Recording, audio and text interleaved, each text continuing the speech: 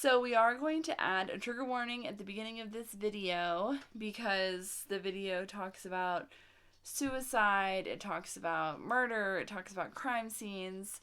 Some gruesome stuff. Exactly. So there's lots of stuff that could be triggering to people. Warning, warning, warning, warning. So if any of that is triggering to you, I would not watch the video because it can be pretty upsetting. Or what you could do is just leave it on and walk out. That'd be great. Oh no. That's fine. Just let it play. Go to the next one. That's fine. We got more. So just so you know, here's the trigger warning. On the first day of Christmas, my true love gave to me a bad case of murder mysteries.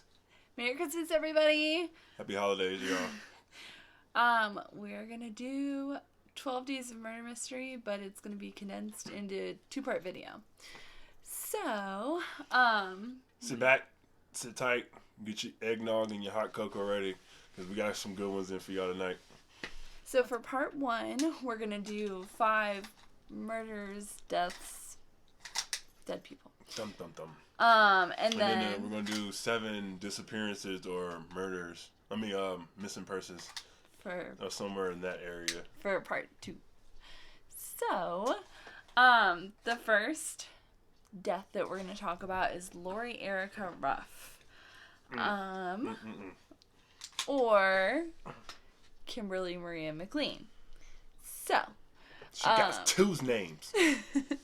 So Lori Erica Ruff killed herself by shooting herself in the head in the driveway. Her ex-husband's driveway. Her ex-in-law's driveway. Oh, okay, even worse. I'm just saying, he had to leave the blood. She had to leave the blood and all the mess for the in-laws, not even for him. What better way to get back at shitty in-laws? Touche. This is on Christmas Eve of 2010. God, I hope your in-laws like me. Mine love you. You hear that? So, as devastating as this was, her family would soon find out that her life was shrouded in mystery and that Lori was not her real name. That's crazy. This is wild. So Lori was born, I guess Lori will call her that.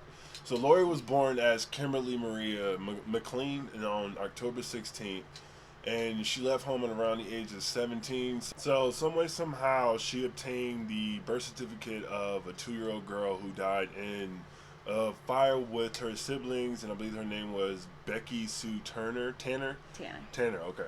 And when she did that, she ended up obtaining that. She got that to get a state driver's license for Idaho, which she then moved to Texas, then changed her name.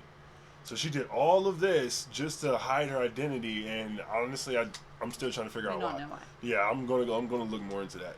So when she got to Texas, that's when she changed her name and became... That's when shit got real. Lori Erica Kennedy, which is who her husband met. So she married into a super wealthy family and ended up having a daughter with her husband. I think that was on purpose. Yeah. And with all the stuff before that, and then she moved to Texas and find a rich dude and get knocked up. She knew what to do. Yep. So after they had her daughter, her marriage started to fall apart because she was being really secretive and suspicious. So her and her husband separated. I'm not sure how long into the marriage they separated. So it didn't really say much on that part. But months before her suicide, I guess that's when they separated or somewhere around then. Others would say she was acting very odd, pacing, rambling back and forth to herself, and so on and so forth. So people were saying she was looking like, malnourished. Yeah, malnourished, like she was fasting. You know what I mean? Like she was starving herself, type stuff. She could have been depressed, and that part of depression in some people, that is a case. You know what I mean? That's a side effect of it. So she also began to harass her ex-husband, and his family. They should have. I don't know. I mean, I don't even know how you would begin to notify. You know what I mean? Not notify, but you could notice or get a restraining order or something. I mean, if you see something was wrong, did. Okay, but I think his parents got a restraining order against her. Who had the kid during all that? That's what I want to know. I mean, if she was pacing around acting like that, then somebody should have seen that and somebody should have taken that kid. So she parked in her in-laws' driveway, and she left 2 suicide notes. One she addressed to her very wonderful, loving husband, which was odd because they had just gotten divorced, and obviously she's harassing everybody. Did they say they were divorced, or did they separate, or they were just separated? I think they were. Because I know, sure. But even though they were filed for it, I mean, she still could have been, you know what I mean, mentally. Yeah, you know because what I mean? it was his family talked him into leaving her because of all the crazy crap she was doing. Okay. So they must have knew something. Yeah, they left 2 suicide notes, one to her, or she left 2 suicide notes, one to her wonderful, loving husband, and the other one to her daughter to be read on her 18th birthday. Anybody the in-laws read the letters, and they said that it was the. It sounded like the Joker. Like the ramblings. Joker's reading. You know what I mean? Writing it. Somebody who went off the deep end and is just like just jotting stuff down. You know it didn't make any sense, and they said it was the ramblings of a severely disturbed person. Both Lori's life and death are surrounded in mystery. We know none of us. I mean, nobody really knows what great lengths she went through, and you know what I mean, to change her life. Nobody really knew that, which baffles me. Why? The husband didn't know. Nobody knew. You know what I mean? And she moved to a place where nobody knew her. And it didn't completely, really say... you know what I mean? She was from Idaho, Potato Town, and she moved to Texas. You know what I mean? It also didn't Beef really County. say, like, why she took off. That actually sounds good, though. Steak and potatoes. It didn't say why she took off from her family or why she did all of this stuff to change her entire self. She just did, and nothing also indicated what caused her to kind of go off the deep end. What year was all this? She killed herself in 2010. 2010? Yeah. So nothing really said why she did all of this. So the whole thing was kind of weird. It's not unsolved because she did kill herself, but it is a mysterious case. The why is unsolved. Yeah, exactly. So next I need to know more. That was the only reason why I wanted to know. Exactly. So next up we got Los Feliz Murder Mansion. On December 6, 1959, Dr. Harold Harrelson, he beat his wife to death with a hammer and then severely beat one of his daughters and then killed himself with a mixture of, I want to make sure I get this right, water, acid, and tranquilizer pills. Luckily, the 3 daughters survived. One was severely injured. I'm not going to get into the extent of all that, but they were survived by the loud screams that they were giving off in the house. It alerted the neighbors. So nobody knows what led him to snap or become so violent. It was said that they were having some money trouble. The house had been left untouched since the murders. So it was sold in 1960 to Emily and Julian Enriquez, who basically used it for storage. They never lived there. They never spent any nights there. They stored a couple boxes and stuff, but this is a mansion. I mean, like millions of dollars. So they spent $2 million on a storage facility. Apparently. And they never stayed. They never stayed there. Bruh, I would just load it up. And it's a mansion in a nice neighborhood. Oh yeah, it's gonna have all my cars, my guns, everything. Right? But they never lived there. And they kept the home until they both had passed away by 1994. That's a hell of a man cave. And when they passed in 1994... They left it to their son, Rudy Enriquez.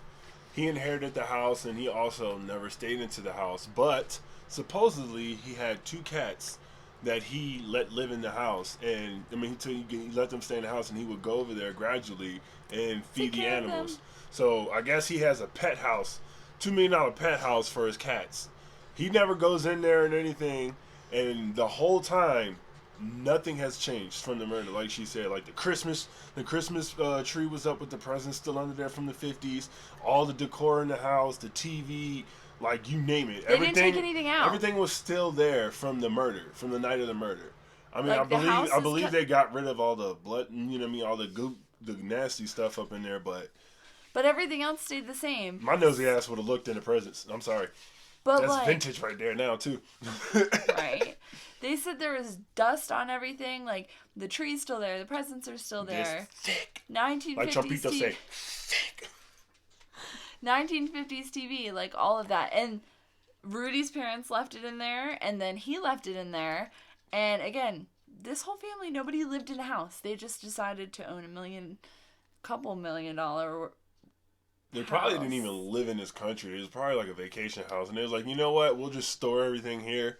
When we come, we'll just stay in the Hamptons or something like that. So this takes place in L.A. You know what I mean? And I'm not surprised, actually. I'm not even surprised one bit. A $2 million storage house. $2 million storage house. That, I mean, the murder part is weird. But, I mean, I don't know. A lot of this stuff goes down in L.A. Yeah, I'm not surprised.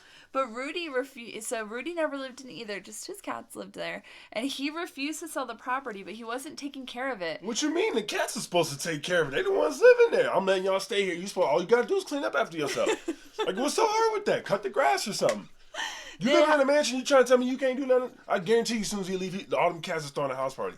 So he wasn't taking care of it. The outside looked like crap, and this is again a neighborhood with $1 million houses. Yeah, it's going to bring down the property value. And the neighbors did not like that. I mean, honestly, they probably tried to say something to him and it didn't work. Yeah, I was going to say, but they eventually took it into their hands and started upkeeping the maintenance of like the front yards and all that. You mean the outlook of the house, the curb appeal, excuse me. Which is crazy. I mean, I get it because their values are going down. But still, it's crappy. If you're going to not take care of the house, then freaking sell it. Again, blame the cats. So he ended up dying in March of 2016. And at that point, the house was cleaned up and it was sold. The murder-suicide remains a mystery. But another mystery is why they bought the house. That's the main mystery. Yeah. Why the hell would you buy a $2 million house and nobody lived there? And never lived there. And honestly, I mean, were you trying to keep it that way so you could, like, you know what I mean? Ooh, this is a murder house or something like that. Like later on down the line. Well, I know they do the tour. I don't. I'm assuming they probably do it in LA too, like the murder house tours. Yeah, they do it in Hollywood. Yeah, but I don't think that this house is on it. And ooh, we should do one out here.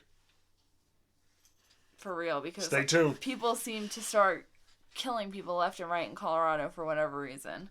So the biggest mystery to us, at least, is why buy $1 million house and never live in it? And also, why buy a house that people were murdered in and leave all of their belongings in it? The whole thing underwear, is just really creepy. All that stuff, bro. Like, I know they got to. Ooh, I guarantee you, they probably had money in that house. You know what I mean? Like in the sock drawers and all that stuff. Well, you know the guy that killed his wife and then himself was a doctor. So. I'm saying, but back then you ain't put all your money in no bank. You know what I mean? I guarantee it, yo. You go in that, I guarantee they went in that house and they found a bunch of stuff. Probably. I would have. If I'm cleaning out that crib, oh yeah, I'm racking up. Well, then the people that bought it, when it was listed for sale in 2016, decided they wanted to gut it and redo it. And then they ended up getting like halfway through it and it was just a huge money pit. And I guarantee you, no maintenance, no upkeep has been done on it in over 50 years. So I guarantee you, foundation was probably, you know what I mean, falling out. It's huge. It's a mansion too, so it's not like it's a small little house to flip. And they got like halfway through it and said it was a money pit, and they were over it. And they tried to sell it for like $4 million, even though it was not done. And it didn't sell, and they ended up dropping it to like $2 million. And I think it may have sold by now, but I'm not sure. But that is the story of the murder mansion. Now we have is Anthony Michalowski. Yes. Sounds like Mike Wazowski. Mike Wazowski. In Pennsylvania, he was a 22-year-old, and he disappeared Christmas Eve of 1988. And the family was used to him going missing. I guess he was like kind of a drifter. Yeah, you know what I mean? He was just off doing his own little thing. You know what I mean? So nobody thought anything of it. December 27th of 1988, a severed head was found in a bag in a dumpster. And I believe this is in Pittsburgh. Pittsburgh. So all y'all Steelers fans, I'm watching you. Saying. So many more body parts were found throughout Pittsburgh, such as lungs, teeth, all sorts of stuff. Scavenger hunt. Were found in like trash bags in various areas. Sounds like a scavenger hunt. Like sounds like somebody was like deliberately. I mean, I get he was trying to, you know what I mean, disperse and stuff, but it sounds like he was making a game. It's creepy. You know what I mean? So, like, ooh, this is over here. This is over here. Even though the whole body wasn't found, there was enough to identify the body as Anthony. They couldn't identify the cause of death, so they couldn't officially rule it a homicide, even though he had gotten his head cut off. But the coroner did find out that there were sedatives in his system and that he was either already dead or he was unconscious when his head was cut off.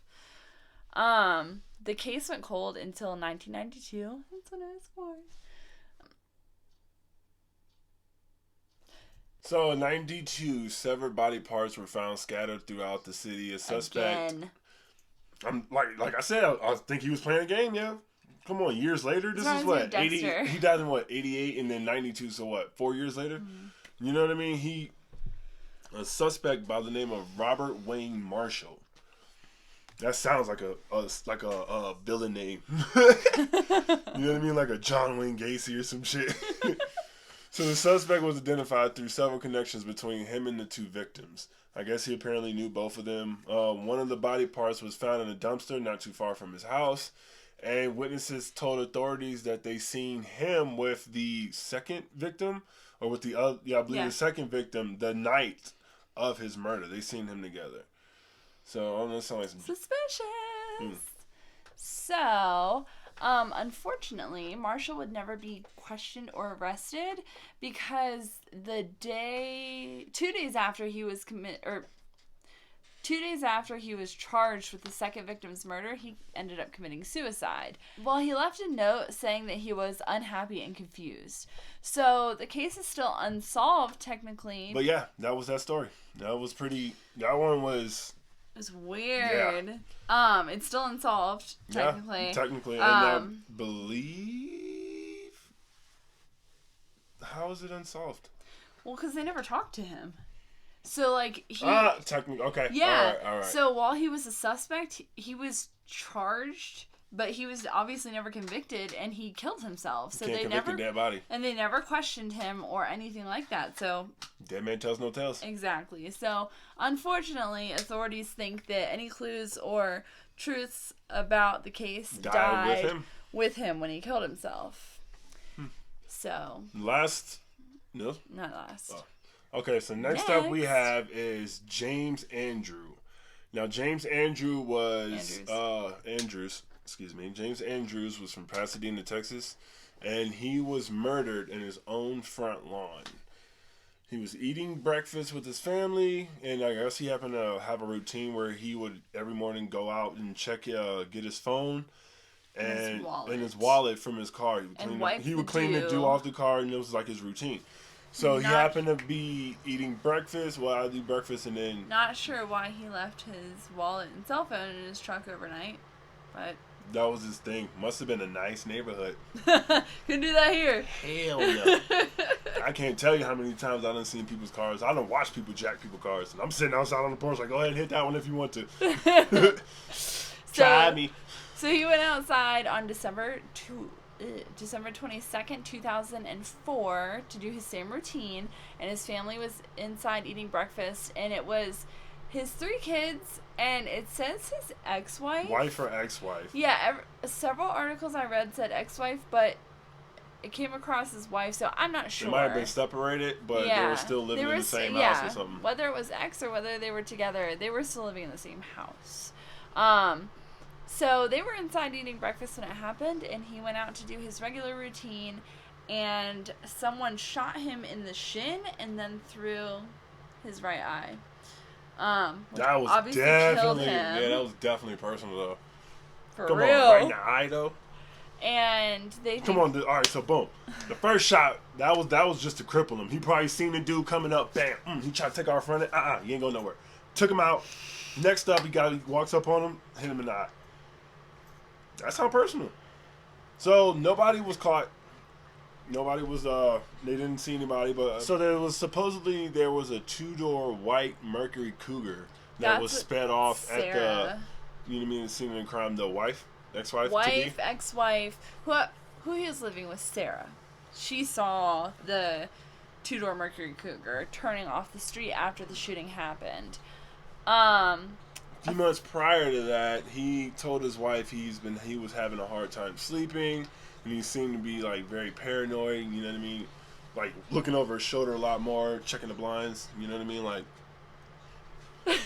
So the authorities think that maybe somebody was watching him and figured out his routine and knew to. Well, what did he do though? What was he doing for a living for that to happen? I mean, was he into drugs? I mean, this is Texas. Yeah, I don't think so. I couldn't find anything saying that he was like into bad stuff. So I'm not sure, but for somebody to be watching him like that. Yeah, but he said he was paranoid and stuff. So I don't know if he was into something bad or if he was on drugs or what. But something must have happened. He didn't want his wife to know. Exactly. So, nobody, neighbors or anything, saw the shooter. All that was seen was, Sarah said, the 2-door Mercury Cougar, but nothing ever came of that. His ex, Misty, was interviewed. He had a child with Misty, and I guess it just didn't work out. It didn't work out at all. It was ugly when they split. Been there. She took a polygraph, which she failed, and the question she failed on. What'd you lie about? Well, the question she failed on was if she knew who killed James. Did she got a cougar? Mercury Cougar? No.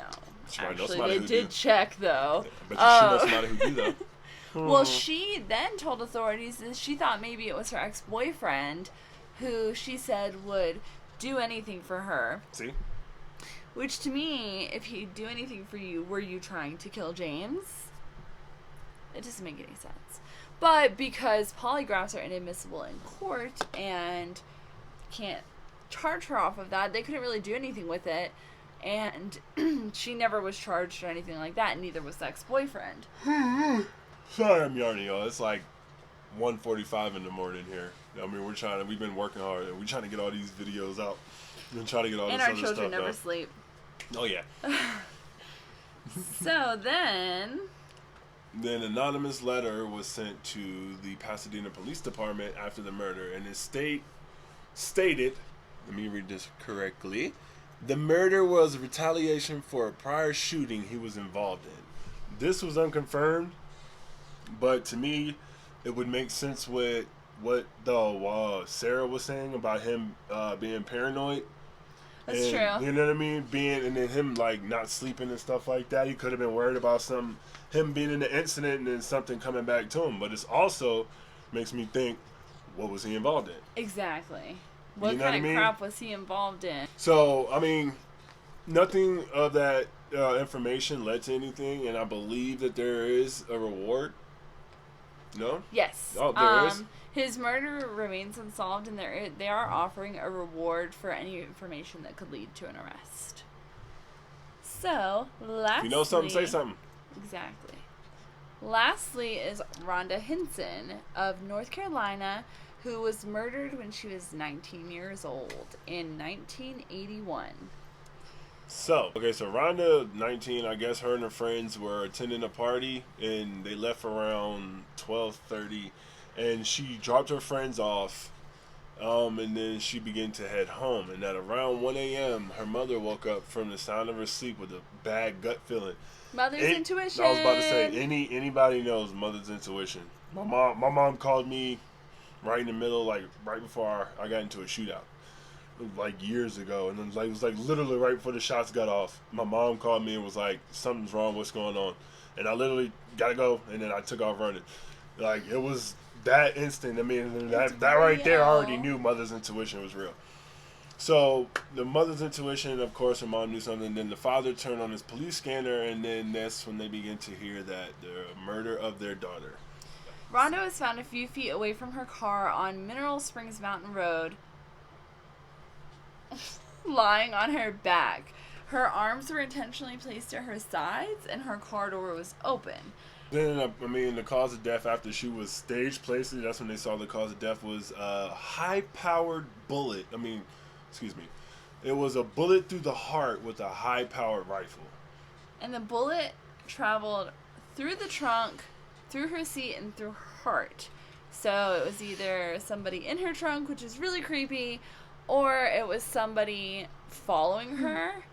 At first the police thought that it was just a freak accident, like somebody was shooting off their gun and she got shot. I mean, if it was... That happened. I mean, I was going to say, I mean, if it was like deer country, I mean, if it was like more inland, because you got the mountain, the Appalachian Mountains and all that goes through there. Because, I mean, we from Virginia, you got the Appalachian Mountains, the more west you go. And Shenandoah. The Shenandoah Valley, I mean, the Shenandoah, all that stuff. Well, when, on 4th of July, like, several years ago, somebody was shooting into the air in Dad's neighborhood, and it came down and killed a kid. So it could have been a stray bullet and a freak accident, but certain things before her death cast doubt on the situation. She was behaving very strangely and out of the ordinary. She asked her mom if it was okay to be in a relationship with a married man. It's definitely not nothing you should be doing. It's a no-no. So she told her father she had something to tell him, and it was bad, but she never got the chance to tell him, unfortunately. She was also waking up in the middle of the night and showering, like, pretty frequently, and she told her mother that she felt dirty. Lots of victims of sexual abuse behave this way, so that was a big red flag for her mom. And then they thought maybe she was being stalked. So during all this, nobody thought to, well, they didn't think she was being stalked until the night of the murder. Okay. Yeah. I was going to say. Right? Nobody stepped in? Yeah, but I mean, with her being, that's what I was going to say. She has to want to say something. Yeah, I think they tried to. So supposedly she was being stalked, and the witnesses saw a blue GM Chevy Chevrolet facing north, located next to the off-ramp where she was frequently to get on, and I believe it was... That's where she was going to exit when she was on her way home. Okay. So it was... The vehicle was seen around like 12:15, 12:30. It was just sitting there the night of the murder on Mineral Springs Mountain Road. That's a long one right there. It's Route 15. There we go. So later on, different witnesses saw a similar blue vehicle with just a single man inside speeding away from the area where she was murdered. And then that same witness continued down the road and saw Rhonda's car. And they said that Rhonda was slumped over the wheel, and there was a man standing at the driver's side door. So he saw the GMC speeding away first, and then the witness saw. Yeah, the first witness saw the blue GM Chevy facing north on the ramp that she was gonna. The first witness saw the blue GM facing north with two white males inside, and it was chilling. Then the second witness, and that was between 12:15 and 12:30, but then the second witness, sometime around 1, saw this, what they think is the same blue vehicle, speeding away from the murder scene with just one guy in it, and then another guy was at the murder scene with Rhonda when she was slumped over her steering wheel, which was odd because she wasn't found that way. She was found dragged across the ground. So but the witness thought maybe they were a drunk couple, so they didn't do anything. Especially, if you're up in the mountains, you probably got some of that good hooch. And get that apple pie moonshine. Several prints was found on the driver's side door. No, were never identified. Nobody was ever pulled in for that. It's still unsolved. Whoever shot her seemed to have taken some time. You know what I mean? They had to pull her body out and then set it up. So to me, that right there, that was definitely like intentional, emotional kill. Yeah. You know what I mean? It like there random. I mean, not just random, but it was some passion involved in that. For you to just take them out of the car and just lay them down like that, you mean they knew that person deeply. Well, her parents thought that maybe it was her ex-boyfriend, but I think they interviewed him and he got cleared. I think it was a married man. Or his wife. Yeah, but... Well, so it's still unsolved. There's a $20,000 reward being offered for any information leading up to her murder. So if you know something, say something. And that was our last one for the murders or suspicious deaths. We are going to do a second video, part 2, that will have 7 different disappearances or missing people that happen around Christmas. And Santa got him. We're going to go ahead and wrap this up so we can get some sleep. We'll see y'all again tomorrow in a few hours with the more disappearances on the stuff like that. So I hope y'all have a good night. And both of these will be posted before Christmas. That way, after you open all of your presents, you can sit and watch Murder Mysteries. Because that's probably what I will be doing after the kids tear the house up. Yep. And I'll be playing Call of Duty. Yes. Spoopy Babo 801. This is Gamer Tag Xbox. Holla at me. Merry Christmas, everybody. And make sure that you come back and watch part 2. Yeah.